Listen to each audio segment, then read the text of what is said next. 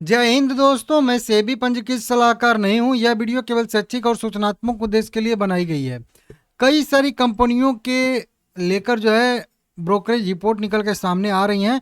अलग अलग brokerage report अलग अलग कंपनियों पे निकल के सामने आए हैं, उनको यहाँ पे इस वीडियो में देखेंगे। सबसे पहली रिपोर्ट आ रही है यहाँ पे जियो फाइनेंशियल सर्विसेज लिमिटेड से related, Motilal Oswal financial services limited की बढ़िया सी खबर निकल के सामने आ रही है। इसको आप लोग यहाँ पे देख सकते हो। शेयर का अगर हम लोग करेंट प्राइस देखेंगे तो 239 रुपया ट्रेड कर रहा है 1% की बढ़त के साथ, और लगभग इसी प्राइस के आसपास जो है ये रिपोर्ट निकाली गई है। लेकिन ऊपर की साइड में जो टारगेट तय किया गया है वो 320 रुपये के आसपास तक का जो है यहाँ पे टारगेट तय किया गया है। जो करेंट लेवल मतलब कह लीजिए इस वाले लेवल जहाँ पे रिपोर्ट निकाली गई है उस लेवल से बात करेंगे तो लगभग लगभग 36% का अपसाइड दिखा रहा है।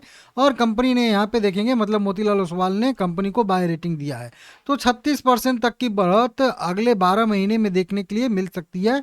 ऐसा अनुमान कुल मिला के मोतीलाल ओसवाल फाइनेंशियल सर्विसेज का देखने के लिए मिल रहा है। तो इस स्टॉक को आप फोकस में रख सकते हैं। मेरा भी पसंदीदा शेयर है, मैं आप लोगों को खुल के बता देता हूँ।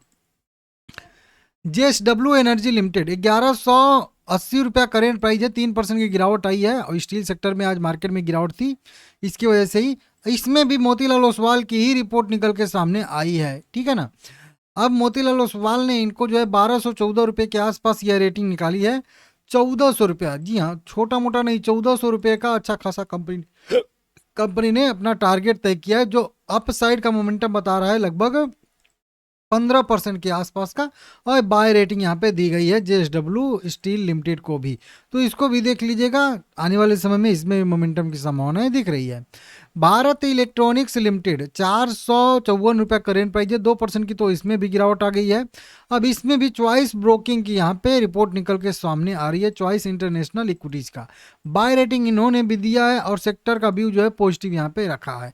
तो बढ़िया से इन्होंने बाय रेटिंग दिया है। अगर यहाँ पे हम लोग टारगेट की बात करेंगे, प्राइस की बात करेंगे, तो अच्छा खासा इन्होंने भी वहीं करेंट प्राइस जब 453 पे था तो ये रिपोर्ट निकाले थे, और 550 रुपये तक का इनको जो है मोमेंटम आने वाले समय में दिख रहा है। जो अप साइड का पोटेंशियल देखेंगे हम लोग तो लगभग 22.5% के आसपास का देखने के लिए मिल सकता है। और डिविडेंड यील्ड की भी इनको संभावना दिख रही है कि 1% का यह कंपनी डिविडेंड यील्ड भी पर ईयर के हिसाब से देगी। तो इस तरीके से इसका भी यहाँ पे बताया जा रहा है अपडेट। ठीक है ना। सबसे फेमस जो शेयर अभी हाल फिलहाल में था डिक्सन टेक्नोलॉजी लिमिटेड, 10,618 रुपया करेंट प्राइस है। यहाँ पे अगर देखेंगे तो हाल फिलहाल में इसमें एक बढ़िया सा मोमेंटम भी देखने के लिए मिला था, छोटा सा। अभी अगर देखे होंगे आप लोग तो कुछ सरकार ने रूल चेंज किया था FDI का, उसके वजह से कि कॉन्ट्रैक्ट मैन्युफैक्चरिंग अच्छे से कंपनी को और कई सारे जो है इमेज स्पेस में आर्डर मिलेंगे मैन्युफैक्चरिंग करने के लिए, कॉन्ट्रैक्ट मैन्युफैक्चरिंग। तो इसकी वजह से और उसी को देखते हुए कई सारे ब्रोकरेज रिपोर्ट का दिल भी इस पे आ रहा है। यहाँ पे MK सिक्योरिटी का कह लीजिए, यहाँ पे रिपोर्ट आ रहा है डिक्सन टेक्नोलॉजी पे। रेटिंग तो इन्होंने बाय दिया है, यहाँ पे देख सकते हो।